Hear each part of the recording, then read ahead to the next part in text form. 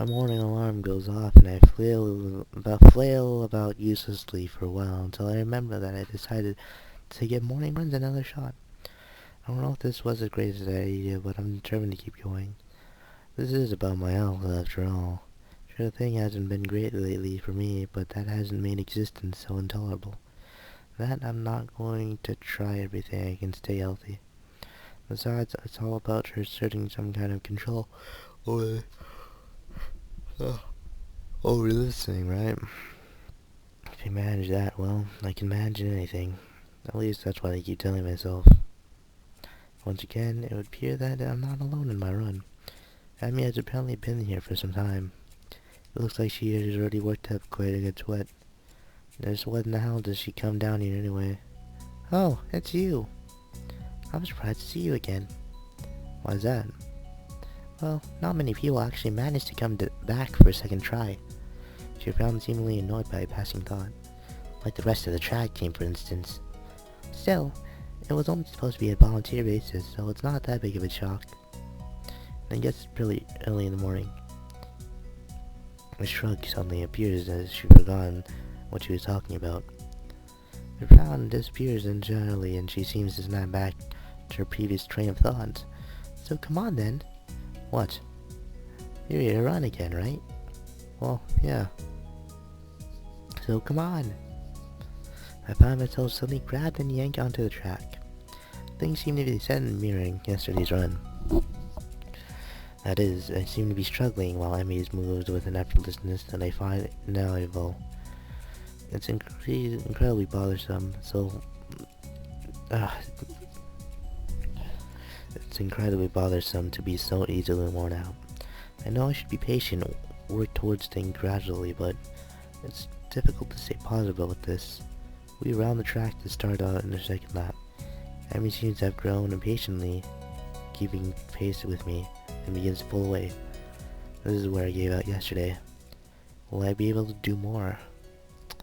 Well, if we go for it, we just go straight to Emmy's path again. We all know how that went, right?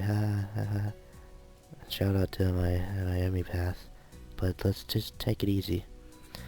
I let Emmy go with her own pace, and she doesn't show mercy, pulling her the lap ahead of me in an instant. I don't blame her. I mean, it's not as if I'm putting up any sort of real fight out there, is it? Instead, I'm just running at a steady pace, which is what I should be doing, right? There's no need to go pushing my limits at this stage of the game. God, is this even worth it? As we finish the second lap, I break off again. Emmy keeps going, and I almost seem that she's disappointed. Well, that's stupid. I don't have anything to prove her. Come to think of it, I've got nothing to prove to myself either. Oh my god. I'm just fine the way I am. Oh, god damn it. That's why I'm not a runner. This was probably a bad idea. Don't worry, I'm not a runner either, come on. Maybe there's something else I can do instead of this. Getting up this early sucks anyway. There's got to be some other way to keep the pool. Walking, maybe. Nice afternoon walks. Yeah, that sounds good. Running isn't for me. Neither Demi and I. What the hell? What was that? I waved at Demi and head back to my room. I'll think of something else later. Back in my room, the first thing I see is a familiar roll of medication bottle lined up on the top of my dresser, and that makes me depressed as usual. It's annoying. I thought I was okay. I thought I hadn't made my peace with this thing, gotten over it. But what I really did, I allowed myself to forget that I have a problem. Being here reminds me of the reality, and trying to fight against it just hurts. But reflecting on it is only going to do so much. I've done this before for months. It seems like it's time to get over it. If I allow myself to forget that my life is definitely not going to be as long as those of others, I won't get anywhere. My life may be different from others, but it is a life in progress. That is how I'll rationalize it. I down the usual handful of pills, trying to push the sun dreary feeling out of my head, and I prepare to head out to class early, as usual. I step into the hallway. I notice Kenji coming around the hallway corner, stealthily making his way over to his own room with a large bag. As he sneaks past me, Soundlessly like a ninja, hiding in plain sight, I call out to him. Hey. He jumps at the sound of my voice. Oh hey man, I didn't notice you there. I'm really tired. I think it's more like he didn't see me, but that's not the issue. Where have you been this early? Shopping? Nah, I wasn't shopping. Sometimes I have to visit the math teacher. Yeah, I figured it would be a good idea to find out what's on the next exam. When the next exam is, since he tells you in advance if you want. So then, what's in the bag? I thought I'd go shopping while I was outside. I need supplies to continue their fight against the vast feminist conspiracy. Okay. I thought you didn't go outside. I wear a hat now. I decided not to point out there's no, he's not wearing a hat. An awkward silence settles between us, and then Kenji breaks it by pushing his door open slowly, releasing cracking sound in the air that only makes the moment seem more awkward. He sets the bag down inside his room and then closes the door. I'm surprised you went out of your way to find out a test date. Trying to take advantage of an opportunity to study is pretty diligent. I never study. Oh. I just wanted to know when the next test day was. I'm still gonna take it, I need to know so I know what day I can afford to skip class. He usually sends out updates on this crap by phone, so I had to step out and check up on it. And why do you have to go out when you can get it on your phone? Don't carry a phone. What do you mean you don't carry a phone? You mean you just leave it at home? Nah, I don't use phones. I don't have a phone. Phones, I have no phone. Well, why don't you have a phone? How can you not have a phone? No phone at all? No phone? I just don't like phones. Actually, I'm kind of scared of them. I don't know why. I think it is some kind of repressed trauma.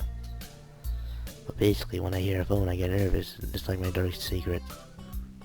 I have two theories on it. Either I was so in fear of receiving some unidentified, honest, life-altering doom call, or I was beaten with a phone in the past. Beaten so badly I can't remember it. Beaten in the head. Well, where else could I get beaten up with a phone that would make me unable to remember it? The ass? Unexpectedly logical. I feel very depressed now, sensing this conversation is more or less over. Kenji opened his door again and the professor said inside. Yeah, I'm gonna sleep, dude. Have a good one. Class is gonna start in like 20 minutes. I already did something today. Too tired to go to school. Hey, you need some lip balm? I actually bought two because I thought the store had started selling individual AA batteries. Thanks, but no thanks. Whatever, man. He slowly enters his lair, finally letting me get to class. For a change, I'm not among the first ones to come in the morning class. Instead, almost everyone else seems to have already been here. I recognize most of my class by their face by now, though their names escape me still. The class goes on lately as I think I'm starting to get into the rhythm of the school. I've even stopped worrying about taking notes and being overly attentive. The first days I was pretty high-strung in class. Katawa finishes his lecture about electricity early, but continues without a pause about the festival. So as you know, the festival is on the day after tomorrow. I hope everyone's projects are going to be successful this year. Have a good time, but also come Sunday, please keep the meaning of this festival in your minds. Games and fried food. Everyone bursts out in laughter, and so do I. Yes, thank you, Mikado. But what I was meant for, well, the reminder of the sentence is buried beneath the ring of the lunch bells, and everyone starts packing their things. Mikado deliberately, for a moment, but since almost nobody seems to pay attention anymore, he gives to and sits down. It's crowded in the hallway, or as crowded as hallways in the school probably get. Most of the students seem to be heading down the cafeteria. That's how. I'm gonna make you a one-time only super extra special lunch offer. Emmy's homemade lunch boxes and the privilege of enjoying them in private with two bombshell beauties. Her wholly flirtatious sales pitch echoes in the hallway. A remarkable feat since it's full of people. Emmy strikes a very confident-looking pose as an attempt to one-up her own ridiculousness, puffing out her own modest chest making the V for victory sign with her hand. Sounds delicious. So what do I owe this honor of being invited? You stood there looking really lost and sad, so I thought you could use some help. Or some company. That's probably the most depressing reason imaginable. So how about it? You're probably really lonely and would eat the awful crap. Yeah, crapituria, yeah, sure. Food all along, otherwise. Eh, I'm kidding. Sure, I'll have lunch. I'll have your lunch offer. With pleasure. Let's go to the roof. But also, with pleasure. The roof. Why the roof? Because that's where we eat lunch. I don't know why. If I don't get up there, she'll... Wait, shit, did I forget something? Because that's where we... Okay. When I get up there, she'll probably wander off, and then I just don't know she'll go hungry because she never back lunch for herself. Who will? Come with me, and you'll see. Without answering my question or waiting for a response, she grabs me by the arm and drags me through the hallway. I attempt to make conversation on the way. Why do you have an extra lunch? Abby smiles guiltily. Actually, it's yesterday's lunch. I slipped in a run at lunch and forgot to eat it. Huh. Stairway to the roof is still dilapidated, but it's clearly been used recently. At the top of the stairs is a door complete with the missing padlock. I wonder who entrapped individual who was the removed lock. Emmy shows the door open and starts beaming into the sunlight. Suddenly a tall, dark stranger appears out of nowhere, standing imposingly in front of us. Emmy flinches back, almost falling back down the stairs. Oh, yeek. Hello, yep, yipes. You scared me, Ren. Wait, isn't she? Hello. Noticing that Ren is speaking to me, Emmy looks curiously at me. You two know each other? You look confused at Emmy. She is that friend of yours? Ren has turned her gaze towards the clouds drifting above the school. I didn't know you were this person, Emmy. You knew this person, Emmy. The awkward silence lasts only a few seconds until Emmy lets out a tiny giggle, shrugging coincidence off. I invited Sal for lunch. If you know him, that's just better. Oh, does this mean I didn't get food? Or did you invite him for lunch without the lunch? Neither. I have food for 3. Nice thinking. I walk to the other end of the roof while I stay at the clock tower for a while, taking in the atmosphere. There's nobody else but us here. I guess the roof is not as popular as it is in the other schools.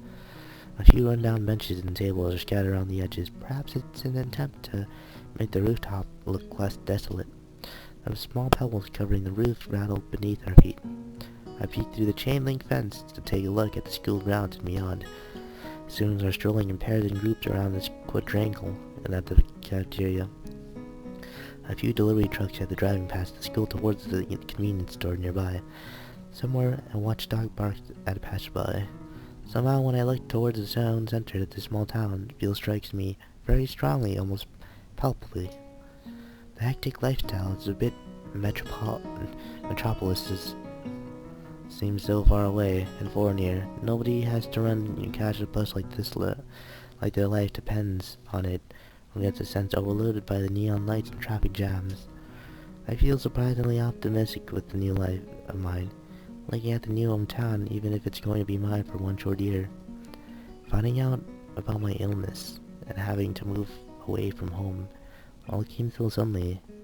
I haven't had time to think of how I felt about it.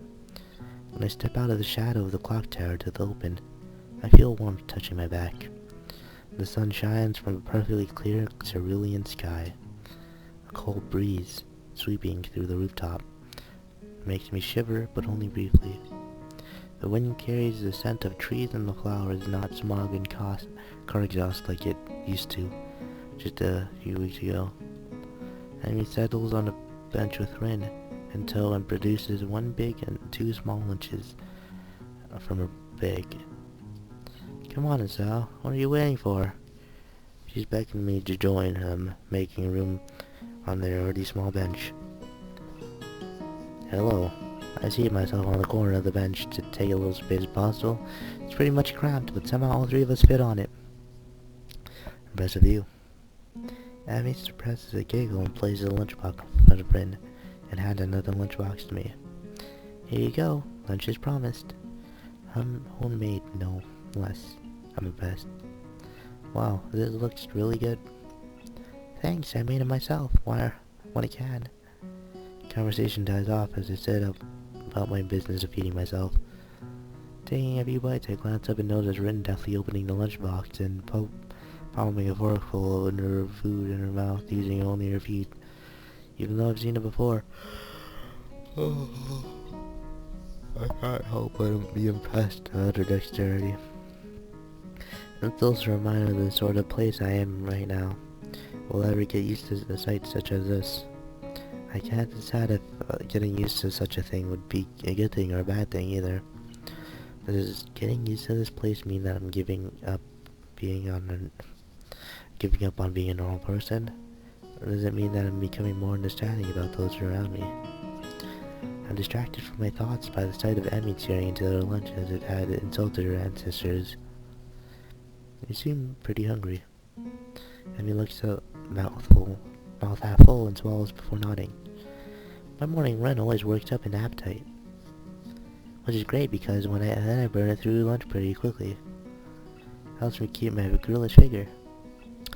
What would happen if you lose it? Would you become a man? I nearly choke on my lunch trying not to laugh. It's a figure of speech. Does your figure have to run in the mornings too? I love Rin so much. She's so funny. Do you always talk like this? Talk like what? Like what? I think it's my, as I just fucking answered my question. Never mind. So, I struggle to make small talk. Settle on this obvious question. How do you two meet? Rin seems content to let Emmy answer this question. Someone in the housing department thought that we complement each other well, so we were assigned in a room next to one another. Complement each other? Like shoes in a suit. Huh? Emmy giggles at my confusion. Put us together and we got all our limbs, get it? So I started helping Rin get ready in the mornings, and how was that? I mean, you can't help someone get dressed every morning and not get along. I see. Rin chooses this moment to interject. I have trouble with shirts. Right, that seems fairly obvious. Really? Kind of. This isn't helping, but at least Demi seems to find the whole thing funny. That, combined with the fact that Rin is genuinely curious, makes me feel slightly better and yet confused. I mean, you've got no arms, so putting it on a shirt seems like one of those things that would be difficult. You know what? I'm just gonna stop talking about that now. It'll save me a little more trouble in the long run. Emmy's there. Long run. Rin nods in what I suspect is meant to be a sage matter. I see. The conversation dies as I turn my attention back to my lunch. It's really quite good. Emmy finishes her lunch first and makes a contented noise. That was good. As she busies herself with cleaning her lunch, Rin speaks up. I'm thirsty. Oh, I almost forgot about that. Sorry. With a flourish, she reaches into her bag and removes a trio of juice boxes. She tosses me one that appears to be cranberry juice, one to Rin that appears to be some kind of strawberry milk, complete with pink coat scheme, and gives a equally pink box of some kind of fruit punch to herself. Rin dexterously stabs her straw through the top of the box and begins to drink. I'm once again impressed by how flexible she is, but this time I'm keeping my comment to myself. Somehow I don't think either Emmy or Rin are the sort of people that think twice about the way they work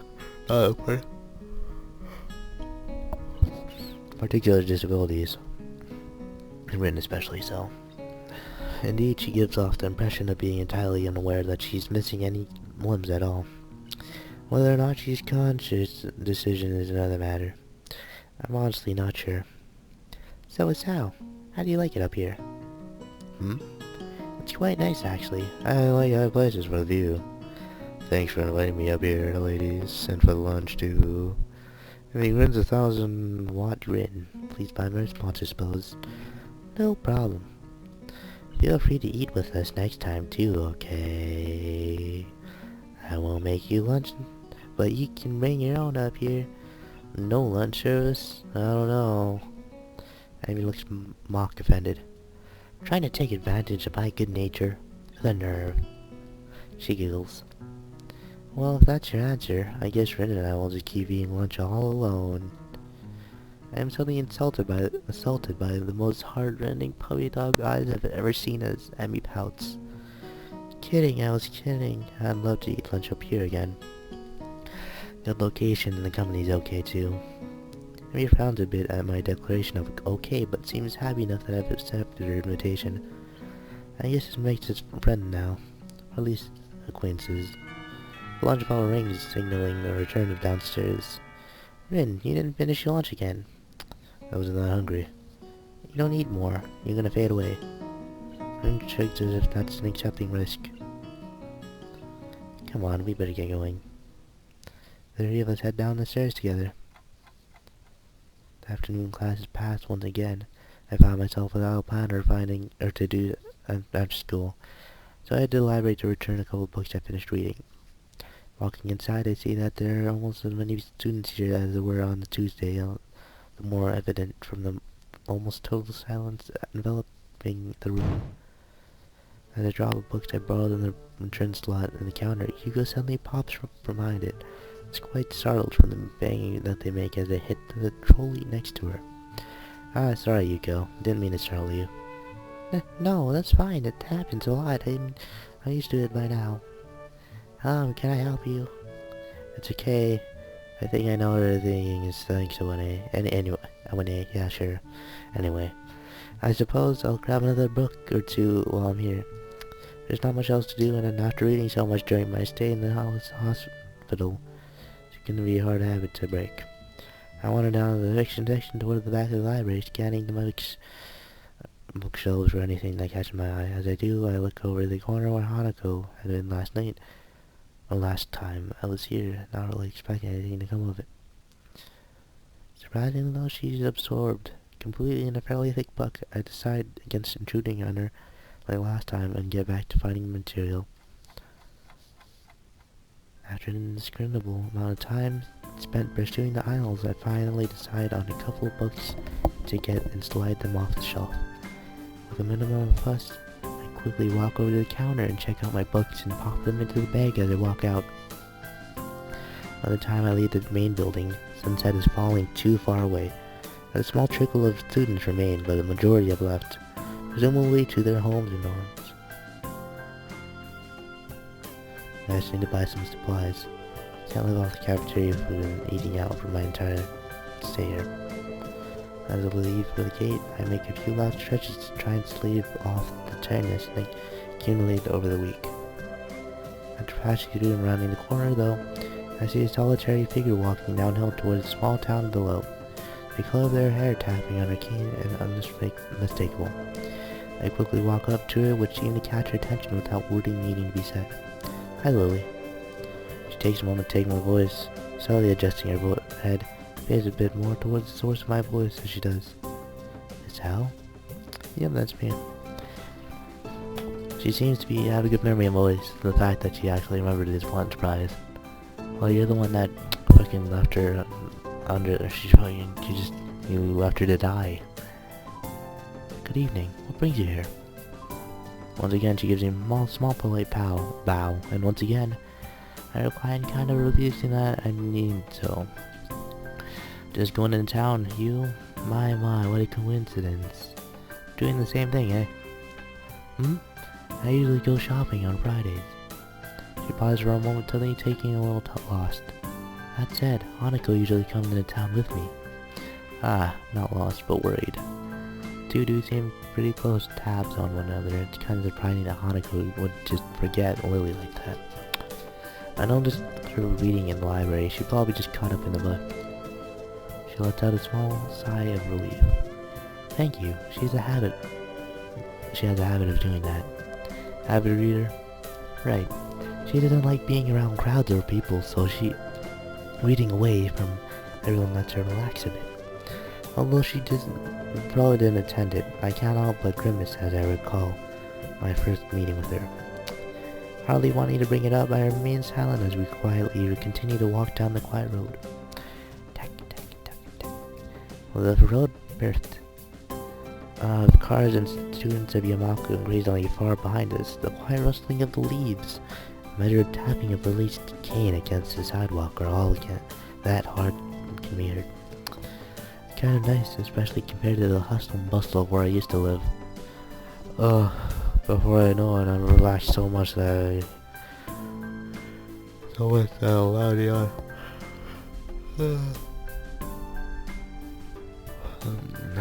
Escape is before I control it. Tired? Hell yeah. I've been running rigs already the past few days. And an understatement, but be sure transferring into a different school would be bad enough, but nothing like this.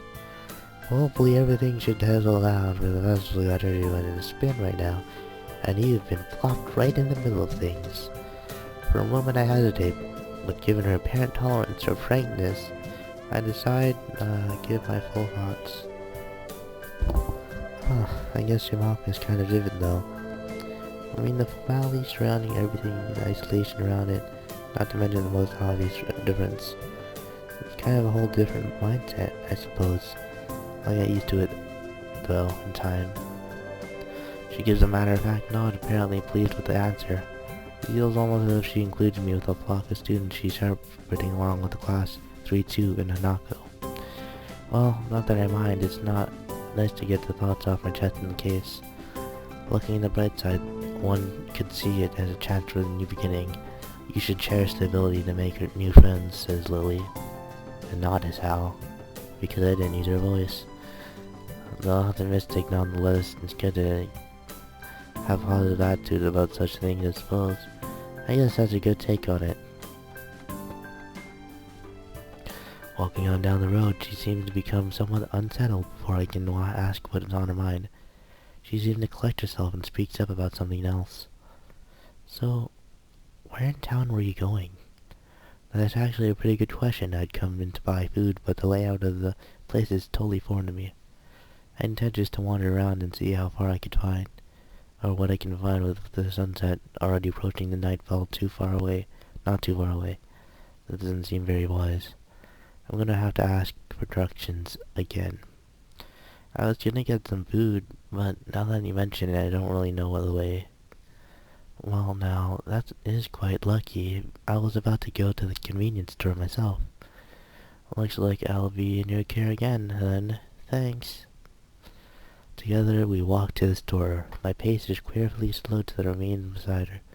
Compared to my usual walking pace, hers is quite a bit slower, not that it's without reason.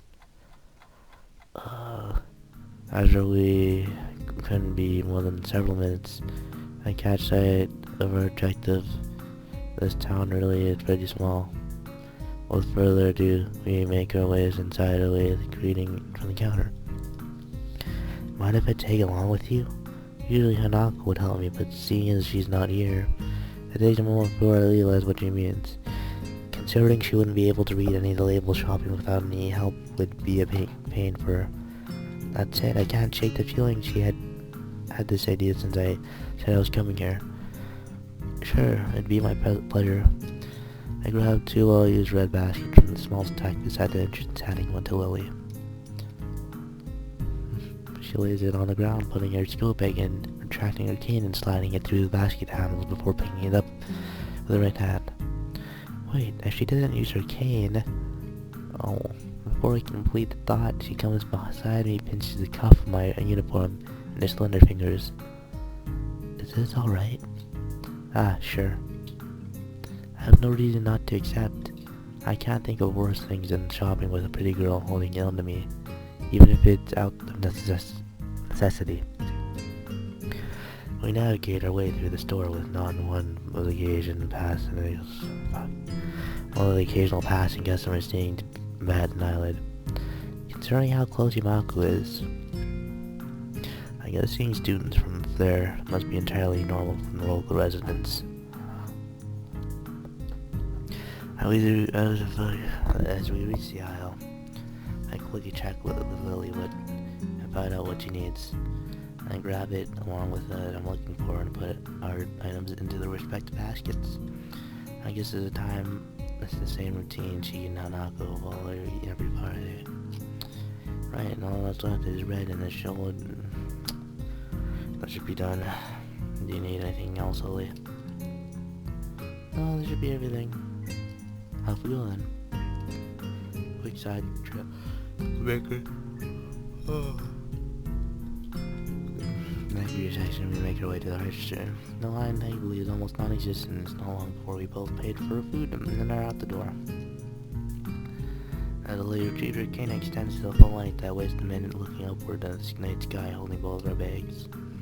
For a moment I tried to make clouds with my breath, but the summer's heat doesn't seem to cooperate. Eventually, she rights herself, taking a quick stretch before taking her bag and leaving me to my suit. You're tired as well? The festival preparations have been complete chaos. Shazoon's breathing down my neck doesn't exactly help things either. Hey, she's only trying to get everything organized. Better not later now than later, eh? I suppose I'm gonna enjoy relaxing tomorrow. That's for certain. I guess the festival preparation must be taking a toll on both of them. We walk in a quiet street, talking between ourselves as we carry our bags of food and supplies from the store. Wait, what's that? I noticed a very distinctive figure walking its way towards us, silhouetted by the street lamps. For a second I think it's another male student from my class, but as he, or should I say she, gets closer I recognize her quickly. Rin, what are you doing here so late? Rin? Lily approached her head, looking like she's trying to focus on listening more keenly. It suddenly comes to me that I should probably interpret the scene for her. It's Rin Tezuka, I think was her last name from our school. She stiffens at the name and she gives a complicated looking expression, looking like a forced fusion of composed smile and painful cringe. Ah, I understand. I guess Elaine knows Rin too.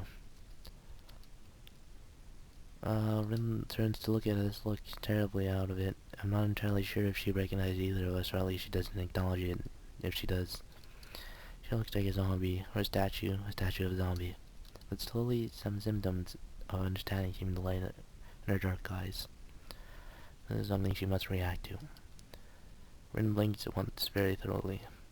Hello. There's an awkward pause, everyone waiting for someone else to say something. What are you doing here this late? I was wondering about myself too just now. Some people asked this before, I assumed they were wondering the same. I didn't know, they didn't know either. I asked, that's why I'm wondering. That's pretty much it. It's a murder mystery without a murder. They were going that way. She turns facing her right in order to demonstrate the direction of those people went to, as if that was important, and rotates back like a mechanical puppet in one of the overly complicated clockworks. Oh boy. A person who gives an impression of being that quite tight, Rin really does use a lot of words to say things that don't need a lot to be said. Unsure if she's finished, I say nothing, neither does Lily, who seems equally robbed of words for the time being. I think the both of us are in fact just scared that any response might provoke her to continue. Our stupefied lack of reaction doesn't faze Rin at all. She keeps looking at us expectantly, a calm hint of expression on her blank face. She seems to be that kind of person, always so relaxed. As if blood and great sedative were following in her veins in the place of blood.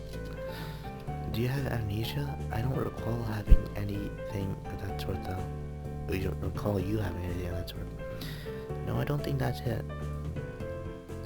The other passerby were probably just worried though. You do really look lost, the way you're standing in the middle of the street. Oh, I see. Maybe I should have taken some other kind of pose in that case. I pondered for a while whether I should chase this angle further, or give up for the sake of my own sanity. I decided on the latter. It seems that most of the time it's been not read too deeply into what Rin is babbling about. talking with Rin like it's playing chess with a supercomputer who does seemingly completely random moves as if to mock everything you know about chess. It's like that, except with human interaction. And even if I win, it feels like losing.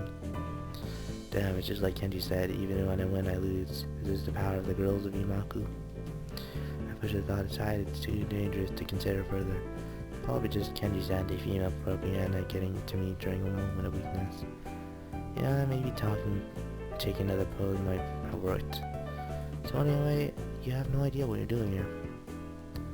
She frowns, looking extremely displeased at either Mike's question, Gandu hints, or the answer she's about to give. I do have some idea. I can't really tell what kind of an idea. That sounds like progress, at least. Well, it sounds as if she's brought an opening for some kind of discriminably normal conversation. I can't say I share her optimism. Yes, there is some, definitely. The rest will come later.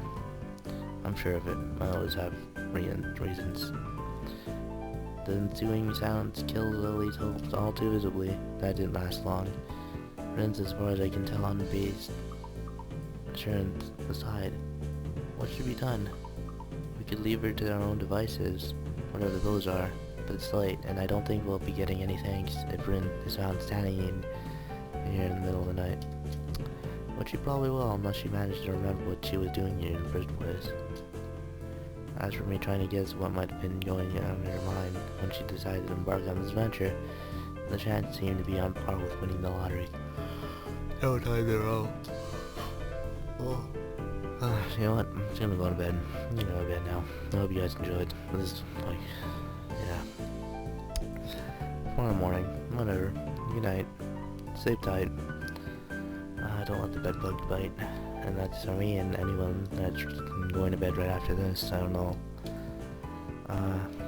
So, hope you enjoyed again, like I said. And see you later.